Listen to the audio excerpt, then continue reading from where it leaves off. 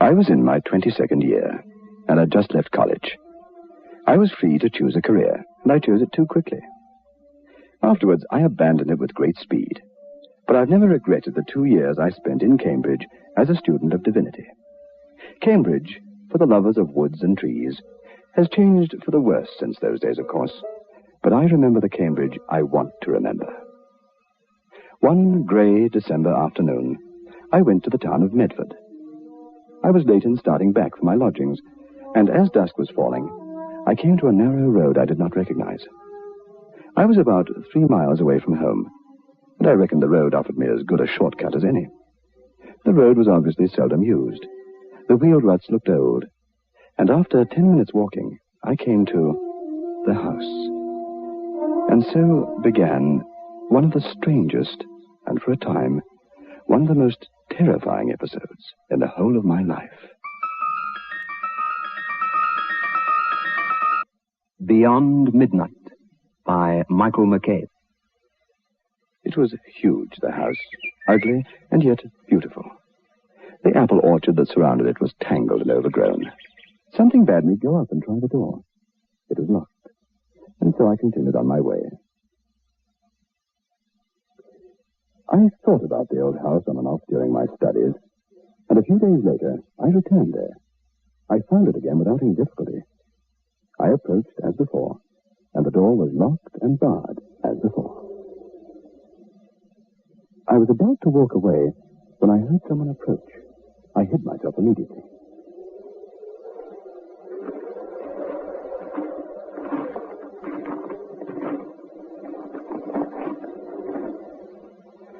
It was a little old man. He wore a cloak. He came to the door, bowed before it, felt in a pocket, produced a key, and turned it in the lock. After a moment, he applied pressure to one of the door panels, and the door opened, and he went in.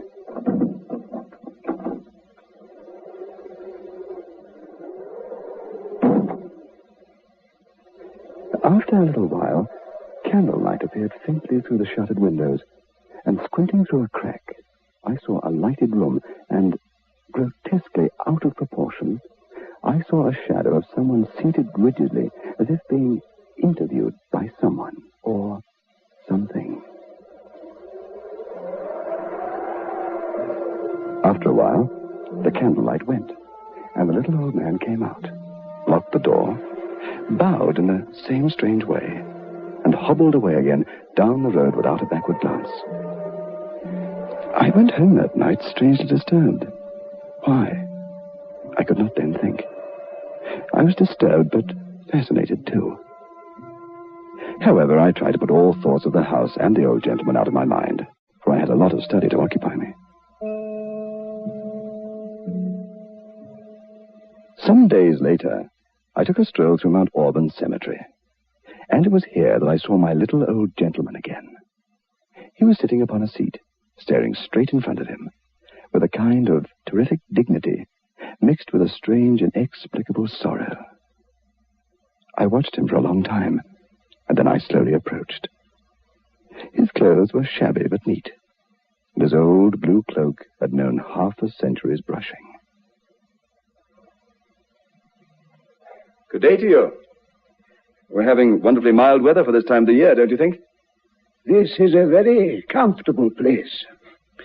I'm very fond of walking in graveyards. Walking? Yes. Take your exercise now. Someday you'll have to settle down in a graveyard in a fixed position. Very true. May I sit down? Of course. Thank you. Yes, very true, but there are some people who are said to take exercise even after that day. He stared at me, as if I'd said something odd or profound, and then he looked away. You don't understand? Well, some people, walk after death. I don't know why I was talking like this. I suppose being a student of divinity is bad for some of us, makes us morbid. You don't believe that? How do you know I don't? Because you are young and foolish. I'm young, certainly, but on the whole, I don't think I'm foolish. Look, I don't believe in ghosts or anything, and most people would be on my side in that. Most people are fools.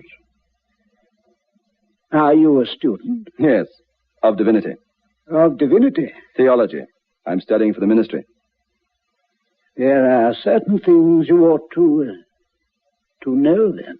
Well, what things do you mean? I have a great desire for knowledge. I like your appearance.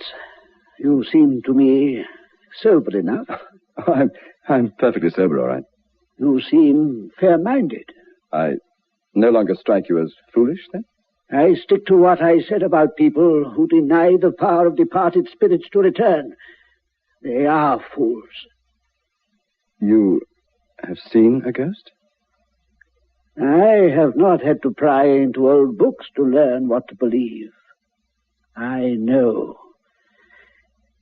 With these eyes, I have beheld the departed spirit standing before me, as close as you are now. And was it very terrible? I am an old soldier. I am not afraid. When was it? Where was it? You must forgive me for not going into details. Just remember that you've met an honest old man who has seen a ghost. More I cannot tell you now. Let me mention my name. It is Captain Diamond, sir. I have seen service. I hope I may have the pleasure of meeting you again. The same to you, sir. And brandishing his stick, he marched stiffly away. I asked several people if they knew the history of a Captain Diamond, but I could find no one had even heard of him. I could not put him out of my mind, though, and could not forget the house and his strange visit to it. I am the bee. And then I thought of Miss Deborah, the tiny, deformed sister of my landlady, with whom I'd enjoyed many an enlightening conversation. She sat all day by the window, between a bird cage and a flower pot. Sewing small linen articles was her passion. You are the honey, honeysuckle. I am your bee. Good morning, Mr. Good morning, Miss James. Deborah. No study today? How are you? Oh, well, thank you very well. You know, you sit here all day sewing. You never go out, and yet you're so full of knowledge, and so you observe so much, know so much. Sometimes I feel quite ashamed. Tell me, have you heard of a Captain Diamond? Of course. Oh, he was much talked about many years ago. I haven't seen him for a long time, but one supposes he survived all the scandal. Scandal? He killed his daughter. Killed her? But how? I mean... Oh, not with a pistol or a dagger or a dose of arsenic. With his tongue. He cursed her, and she died. Cursed her? Oh, what on earth had she done? She had received a visit from a young man who loved her, and whom he had forbidden into the house. The captain, that is. The house? Oh, yes. The house out in the country, 2 or 3 miles from here, near the crossroad. Oh, you know about the house, then? A little. I've seen it. Will you tell me more?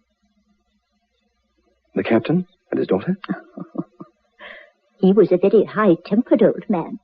He loved her very much, but his word was law. He had picked out a husband for her. Her mother was dead. They lived alone together. The poor girl's lover was a young man with whiskers from Boston in America. And the captain came home one evening and found them together. His rage must have been terrible. You do not understand, sir. She is my wife. Emma, it cannot be true. No, it isn't. It isn't. But all the same, get out of this house. You never come back, you hear? You'll never come back! Reasonable! Get out! The young woman fainted, and Captain Diamond left the house in a rage. Several hours later he came back and found a note saying the American had killed the captain's daughter and had carried the body away in a gig. The captain wrote a terrible letter saying he didn't believe she was dead, but that she was, in any case, dead to him. A week later, in the middle of the night, he saw her ghost, and thereafter, little by little, she began to haunt the house. The captain's anger passed into grief. He tried to sell or rent the house, but the story of the haunting was abroad and no one would take it. With the farm, the property was the old man's only means of livelihood, and because no one would buy the place and because he couldn't live in it, he took his staff, put on his old cloak, and wandered away. But occasionally he was drawn back to the house, and the ghost relented and proposed a compromise. Leave the house to me. I have marked it for my own. Go and live elsewhere. But to enable you to live, I will be your tenant, since you can find no other. I will rent the house from you and pay you a sum of money. And the old man consented to accept the sum the ghost named, and he goes every quarter to collect his rent.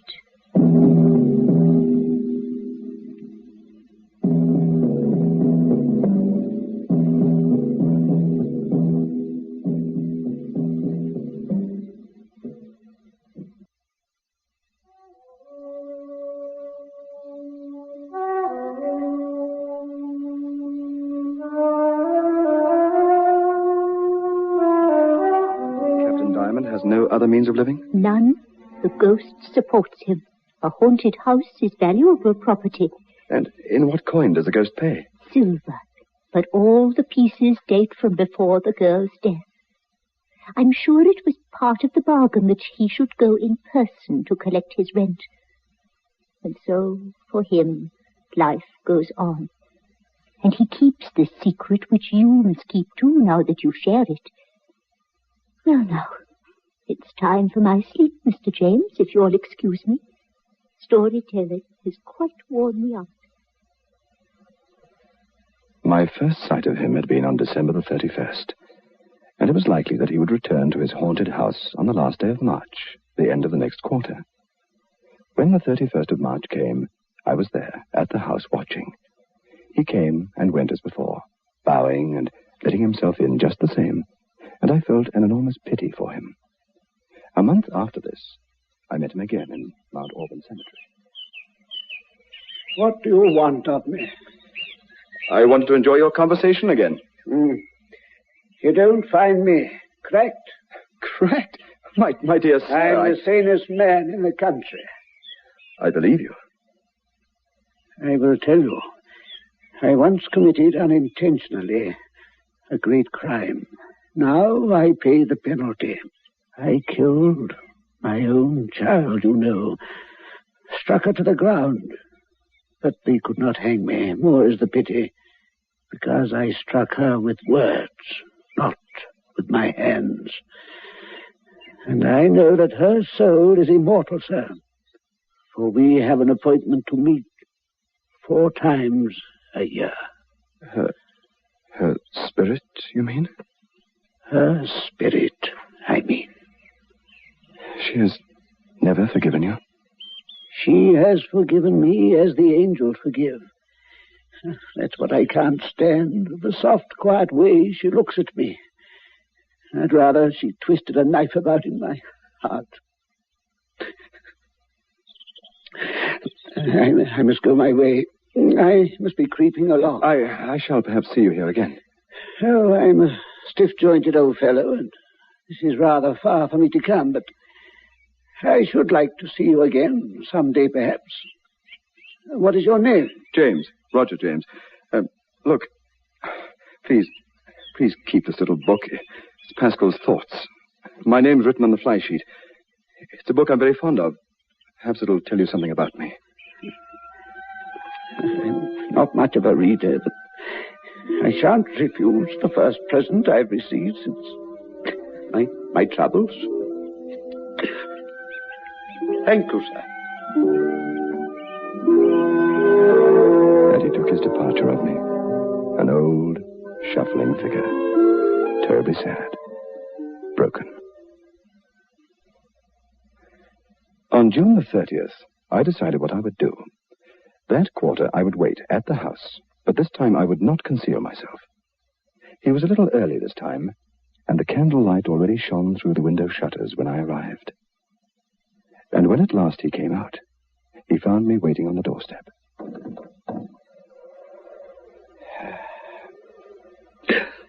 I knew you were here. I came on purpose. I hope you'll forgive me, but you did encourage me. You are very clever. I've been hoping for a chance to see inside.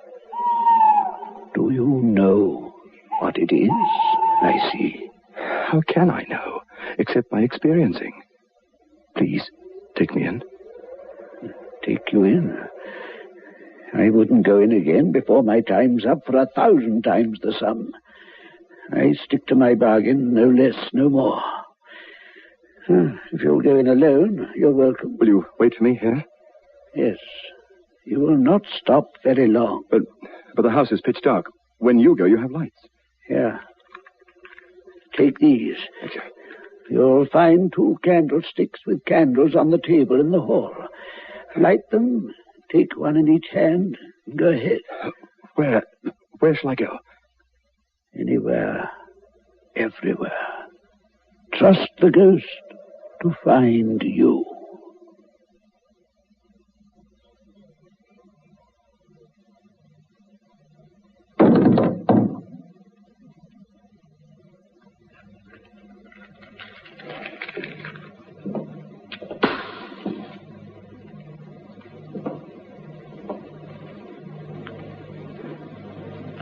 A wide staircase. Old-fashioned parlor. Empty chairs. Blank walls. A dining room where I might have written my name in the deep dust upon the furniture. Kitchen beyond. Pots and pans, eternally cold. Deep darkness. I came back to the stairs and looked up. Suddenly, with an inexpressible sensation, I became aware that this gloom was animated. It seemed to move and gather itself. Then I began to perceive a definite figure standing at the top of the stairs. 2 white hands appeared, and they were raised to what would have been the level of the head. They were pressed together, and then the face was disclosed. It was white, strange, and in every way ghostly. Then one of the hands was waved to and fro as if in attitude of dismissal.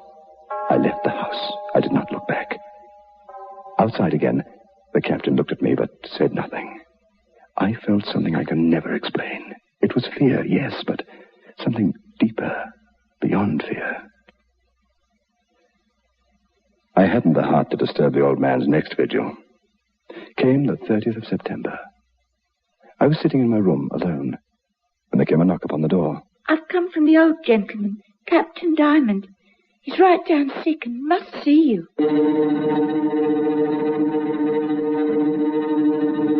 I'm dying. But never mind that. I'm due at the house. This is rent day. But you can't go. I can't go. I shall lose my money.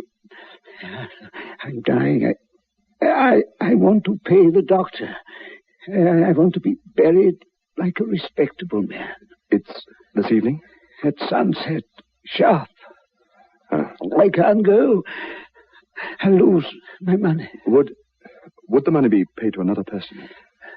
Look, I'm dying. Tell her that and she might trust you. Are you afraid? It's £50. She'll see your face. She'll see there's no harm in you. You'll have your money by 9 o'clock tonight. I'll go. I trust you. Goodbye, for the moment.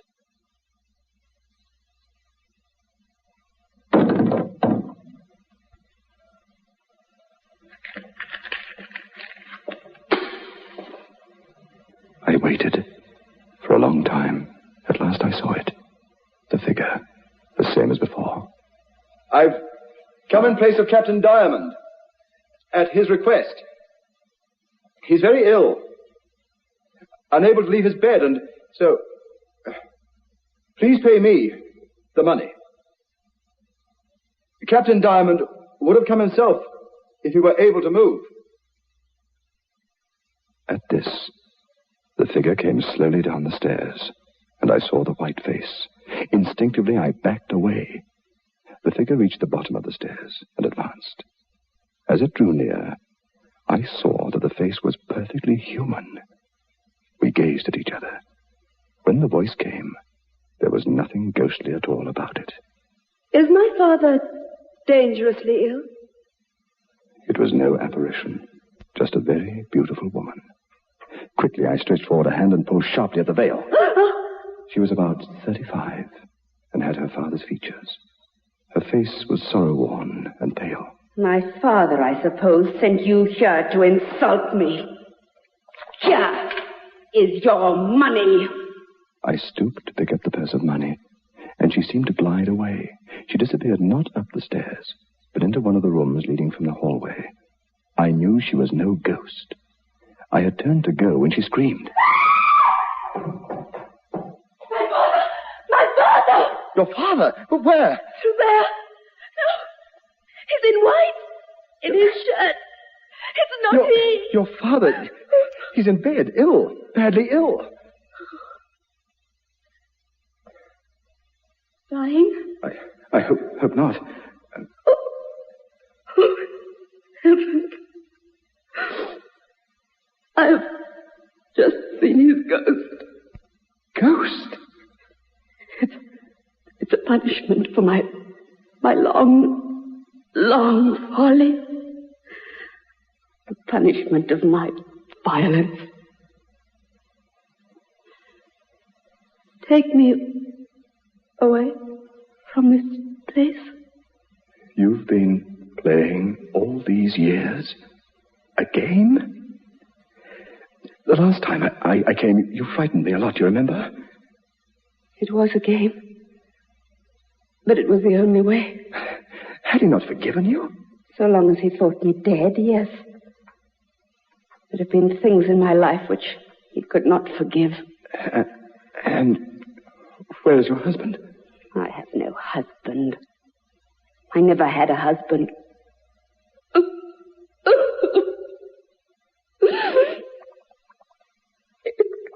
It was he, my father.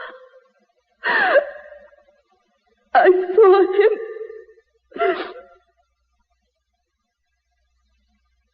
I'm leaving this place now. You're going to my father? Directly. Will you let me know tomorrow what you have found? With pleasure. But how will I communicate with you? Come. And she led me outside into the night and said, Write. Just a few words. And put them under that stone. The stone there, by the well. Good night. Listen. It's all right. I know my road. Everything is arranged. It's an old story.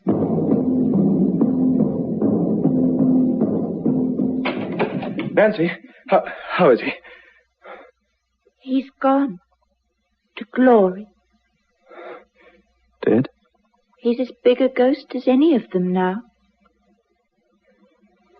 I returned to my lodgings, meaning to write the note for the captain's daughter and leave it under the stone by the well the next morning. That night, late, preparing for bed, I noticed a red glow in the northwestern sky. A house was on fire in the country and burning fast. I thought no more about it and went to sleep. Yes, of course, you've guessed. The house on fire? That's right. I remembered I had left one of the candles alight.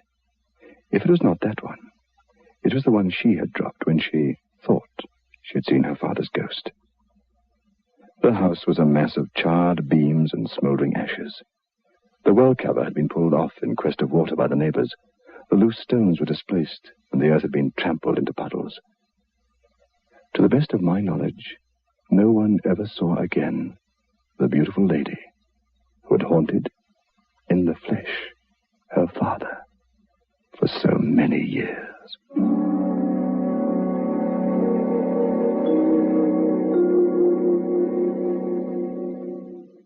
Beyond Midnight is presented every Friday night at 9:30. The program is adapted for broadcasting and produced by Michael McKay.